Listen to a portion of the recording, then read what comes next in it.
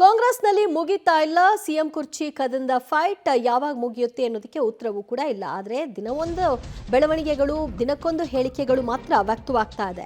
ದೆಹಲಿ ಭೇಟಿಗೂ ಮೊದಲೇ DKShi power share ವಾಗ್ದಾನ ಮಾಡಿದ್ರು. ಸಿಎಂ ಮತ್ತು ನನ್ನ ಮಧ್ಯೆ ಮಾತುಕತೆ ಆಗಿದೆ ಅನ್ನುವಂಥ ಸ್ಟೇಟ್ಮೆಂಟ್ ಅನ್ನ ಕೊಡಲಾಗಿತ್ತು. ಇದೇ ವಿಚಾರವಾಗಿ ಡಿಕೆ ಶಿವಕುಮಾರ್ ಅವರ ಹೇಳಿಕೆಗೆ ಸಿಎಂ ಏನು ಹೇಳ್ತಾರೆ ಅನ್ನುವಂತಹ ಪ್ರಶ್ನೆ ಮಾಡಿದಾಗ ಮುಖ್ಯಮಂತ್ರಿಗಳು ನೇರ ಕೌಂಟರ್ ಕೊಟ್ಟಿದ್ದಾರೆ. ಹೈಕಮಾಂಡ್ ಹೇಳಿದ್ದೇ ಫೈನಲ್, ಡಿಕೆ ಹೇಳಿದ್ರೆ ಅವ್ರ ಹತ್ರ ಹೋಗಿ ಮಾತನಾಡಿ ಅಂದಿದ್ದಾರೆ. ಗೊಂದಲ ಏನಿಲ್ಲ, ಗೊಂದಲ ಯಾರಿಗೂ ಬೇರೆಯವ್ರಿಗೆ ಇರ್ಬೋದು, ನನಗೆ ಯಾವ ಗೊಂದಲನೂ ಇಲ್ಲ. ನೋಡ್ರಿ, ನಾನು ಸಿದ್ದರಾಮಯ್ಯನವರು ಏನು ಮಾತಾಡಿದ್ದೀವಿ ನನಗೆ ಗೊತ್ತು. ನಾವಿಬ್ಬರೇ ಕದ್ದು ಮುಚ್ಚಿ ಮಾತಾಡ್ಕೊಂಡಿದ್ದೀವಿ. ನಮ್ಮ ಪಕ್ಷದ ವರಿಷ್ಠರು ನಾವು ಎಲ್ಲ ಸೇರಿ ಮಾತಾಡಿದ್ದೀವಿ. ಆ ಮಾತು ಪ್ರಕಾರ ಇಬ್ರು ನಾವು ಮಾತಾಡ್ಕೊಂಡಿದ್ದೀವಿ. ಬೇರೆಯವರೆಲ್ಲ ಇದಕ್ಕೆ ಟೆನ್ಷನ್ ತಗೊಳ್ಳೋದು, ಸ್ಟೇಟ್ಮೆಂಟ್ ಕೊಡೋದ್ರಿಂದ ಯಾರಿಗೂ ಏನೂ ಪ್ರಯೋಜನ ಆಗೋದಿಲ್ಲ. ಯಾರಿಗೂ ಏನು ಪ್ರಯೋಜನ ಇಲ್ಲ. ಅವ್ರು ಯಾರಾದ್ರೂ ಸ್ಟೇಟ್ಮೆಂಟ್ ಕೊಡ್ತಾ ಇದ್ದಾರೆ, ನನ್ನ ಪರ ಕೊಡ್ತಾ ಇರ್ಬೋದು, ನನಗೆ ವಿರುದ್ಧ ಕೊಡ್ತಾ ಇರ್ಬೋದು, ಮಂತ್ರಿಗಳಿರ್ಬೋದು, ಶಾಸಕರಿರ್ಬೋದು, ಯಾರೇ ಇರಲಿ. ಪಾರ್ಟಿ ಡ್ಯಾಮೇಜಿಂಗ್ ಸ್ಟೇಟ್ಮೆಂಟ್ಗಳೇ ಹೊರತು ಪಾರ್ಟಿಗೆ ಒಳ್ಳೇದು ಮಾಡೋ ಸ್ಟೇಟ್ಮೆಂಟ್ ಎಲ್ಲ ಬಾಯಿ ಮುಚ್ಕೊಂಡು ಸುಮ್ಮನೆ ಇದ್ರೆ ಒಳ್ಳೇದು ಅಂತ ಮಲ್ಲಿಕಾರ್ಜುನ ಖರ್ಗೆ ಸಾಹೇಬರು ಹೇಳಿದ್ದಾರೆ. ಅದನ್ನು ನಾವು ಪಾಲನೆ ಮಾಡ್ಕೊಂಡು ಹೋಗ್ಬೇಕು. ಗೊಂದಲ ಪವರ್ ಶೇರಿಂಗ್ ವಿಚಾರದಲ್ಲಿ ನಾನು ಮತ್ತೆ ಸಿದ್ದರಾಮಯ್ಯ ಕದ್ದು ಮುಚ್ಚಿ ಮಾತಾಡಿಲ್ಲ, ಹೈಕಮಾಂಡ್ ಸಮ್ಮುಖದಲ್ಲೇ ಚರ್ಚೆ ಮಾಡಿರೋದು. ಇವತ್ತು ಹೈಕಮಾಂಡ್ ನಾಯಕರನ್ನು ಭೇಟಿ ಮಾಡ್ತೀನಿ ಅಂತ ಹೇಳಿದ್ದಾರೆ. ನಾನು ಅದ್ರ ಬಗ್ಗೆ ಮಾತಾಡಲ್ಲ. ಹೈಕಮಾಂಡ್ನವ್ರು ಏನು ಹೇಳ್ತಾರೆ ಅದ್ರಿಗೆ ಅದನ್ನೇ ಅಂತಿಮ.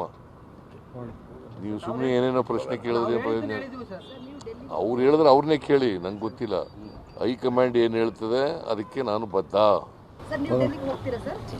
ಇಲ್ಲಪ್ಪ, ನಾನು ಕರೀದಿನ ಯಾಕೆ ಹೋಗ್ಲಮ್ಮ?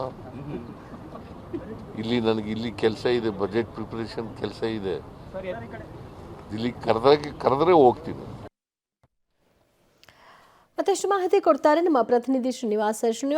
ಮುಖ್ಯಮಂತ್ರಿಗಳು ಮತ್ತು ಡಿಸಿಎಂ ನಡುವಣ ನಾವಿಬ್ಬರೂ ಕೂಡ ಸಹೋದರರಿದ್ದ ಹಾಗೆ ಅನ್ನುವಂತಹ ಸ್ಟೇಟ್ಮೆಂಟ್ ಏನಿತ್ತು ಅದು ಈಗ ಇದ್ದ ಹಾಗೆ ಕಾಣಿಸ್ತಿಲ್ಲ. ಇದು ಯಾವ ಹಂತಕ್ಕೆ ಹೋಗಬಹುದು ಅನ್ನೋ ಲಕ್ಷಣ ತೋರಿಸ್ತಾ ಇದೆ. ದಿವ್ಯಾ, ಹೌದು. ಈ ಹಿಂದೆ ಅಂದರೆ ಕಳೆದ ಒಂದೂವರೆ ತಿಂಗಳ ಹಿಂದೆನೇ ಬೆಳಗಾವಿ ಅಧಿವೇಶನಕ್ಕೂ ಮುಂಚೆ ಹೈಕಮಾಂಡ್ ಸೂಚನೆ ಮೇರೆಗೆ ಸಿಎಂ ಮತ್ತೆ ಡಿಸಿಎಂ ಅವರು ಬ್ರೇಕ್ಫಾಸ್ಟ್ ಮೀಟಿಂಗ್ ಅನ್ನ ಅವರವರ ಮನೆಗಳಲ್ಲಿ ಮಾಡಿಸಿದ್ರು. ಆ ಮೂಲಕ ನಮ್ಮಲ್ಲಿ ಯಾವುದೇ ಗೊಂದಲಗಳಿಲ್ಲ, ನಾವು ಸಹೋದರರಂತಿದ್ದೇವೆ, ಜೋಡೆತ್ತುಗಳ ರೀತಿ ಕೆಲಸವನ್ನ ಮಾಡ್ತಿದ್ದೀವಿ ಅನ್ನುವಂಥ ಮಾತುಗಳನ್ನ ಇಬ್ರು ಕೂಡ ಮಾತನಾಡಿದ್ರು. ಅದೀಗ ಪರಿಸ್ಥಿತಿ ಹಾಗಿಲ್ಲ. ಯಾಕೆಂತಂದ್ರೆ ಹೈಕಮಾಂಡ್ ಡಿ ಕೆ ಶಿವಕುಮಾರ್ಗೆ ಕೊಟ್ಟಂತಹ ಮಾತು ಈಡೇರಿಲ್ಲ ಅನ್ನುವಂತಹ ಕೋಪ ಡಿ ಕೆ ಶಿವಕುಮಾರ್ ಅವರಿಗೆ ಸಹಜವಾಗೇ ಇದೆ. ಹಾಗಾಗಿ ತಮ್ಮ ವರ್ತನೆಯಲ್ಲಿ ಒಂದು ರೀತಿ ವಿರೋಧ ವರ್ತನೆಯನ್ನ ತೋರಿಸ್ತಿರುವಂತದ್ದು. ಇವತ್ತು ಕೂಡ ಸಿಎಂ ಅವರ ಬಜೆಟ್ ಮೀಟಿಂಗ್ಗೆ ಅವರು ಗೈರಾಗಿ ದೆಹಲಿಯ ಪ್ರಯಾಣವನ್ನ ಮಾಡಿದ್ದಾರೆ. ಸೊ ನಿನ್ನೆ ಡಿ ಕೆ ಶಿವಕುಮಾರ್ ಅವರು ಮಾತನಾಡ್ತಾ ಹೇಳಿದ್ರು, ನನ್ನ ಮತ್ತೆ ಸಿಎಂ ಮಧ್ಯೆ ಮಾತುಕತೆ ಏನಾಗಿದೆ ಅನ್ನುವಂಥದ್ದು ನಮಗೆ ಮಾತ್ರ ಗೊತ್ತು ಅನ್ನುವಂಥ ಮೂಲಕ ಸಿದ್ದರಾಮಯ್ಯನವರಿಗೆ ಎಚ್ಚರಿಕೆ ಕೊಡುವಂತ ಅಥವಾ ಆ ಹಳೆಯ ಮಾತನ್ನ ನೆನಪಿಸುವಂತಹ ಪ್ರಯತ್ನವನ್ನ ಮಾಡಿದ್ರು. ಆದ್ರೆ ಇವತ್ತು ಸಿಎಂ ಸಿದ್ದರಾಮಯ್ಯನವರು ನೇರವಾಗಿ ಡಿ ಕೆ ಶಿವಕುಮಾರ್ ಅವರಿಗೆ ಕೌಂಟರ್ ಅನ್ನು ಕೊಟ್ಟಿದ್ದಾರೆ.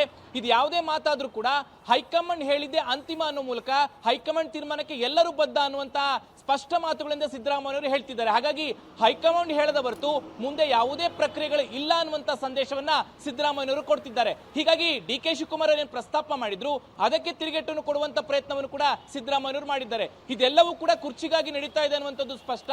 ಒಂದ್ ಕಡೆ ಡಿ ಕೆ ಶಿವಕುಮಾರ್ ಅವರು ಕುರ್ಚಿ ಸಿಕ್ಕಿಲ್ಲ ಅನ್ನುವಂತ ಅಸಮಾಧಾನದಲ್ಲಿ ದೆಹಲಿಗೆ ಹೋಗಿ ಬರುವಂತ ಪ್ರಯತ್ನವನ್ನ ಮಾಡ್ತಿದ್ದಾರೆ. ಮತ್ತೊಂದು ಕಡೆ ಸಿದ್ದರಾಮಯ್ಯವರು ಇಲ್ಲೇ ಇದ್ದು ಹೈಕಮಾಂಡ್ ಏನ್ ತೀರ್ಮಾನ ಮಾಡುತ್ತೆ ಅನ್ನುವಂಥದ್ದನ್ನ ಕಾದು ನೋಡುವಂತ ಪ್ರಯತ್ನವನ್ನ ಮಾಡ್ತಿದ್ದಾರೆ. ಹೀಗಾಗಿ ಇಬ್ಬರ ನಡುವಿನ ಕಿತ್ತಾಟ ಮುಂದಿನ ದಿನಗಳಲ್ಲಿ ಮತ್ತಷ್ಟು ಹೆಚ್ಚಾಗುವಂತ ಸಾಧ್ಯತೆ ಇದೆ. ಅದು ಬಜೆಟ್ ಮುಗಿದ ಬಳಿಕ ಈ ಒಂದು ವಿದ್ಯಮಾನಗಳಿಗೆ ಮತ್ತಷ್ಟು ಎಷ್ಟು ರಾಜಕೀಯ ಟಚ್ ಸಿಗಬಹುದು, ಮತ್ತೆ ಹೆಚ್ಚು ಗೊಂದಲಗಳು ಮತ್ತೆ ಇನ್ನಷ್ಟು ಗಲಾಟೆಗಳು ಪಕ್ಷದಲ್ಲಿ ಆಗುವಂತ ಸಾಧ್ಯತೆಗಳಿದೆ. ಅದರ ಮುನ್ಸೂಚನೆ ಸಿಎಂ ಮತ್ತೆ ಡಿಸಿಎಂ ಅವರ ಹೇಳಿಕೆ ಅಂತ ಅರ್ಥೈಸ್ಕೊಳ್ಬಹುದು ಅಂತ ಅನ್ಸುತ್ತೆ. ದಿವ್ಯಾ, ಥ್ಯಾಂಕ್ ಯು ಶ್ರೀನಿವಾಸ್ ನಿಮ್ಮೆಲ್ಲ ಮಾಹಿತಿಗೆ.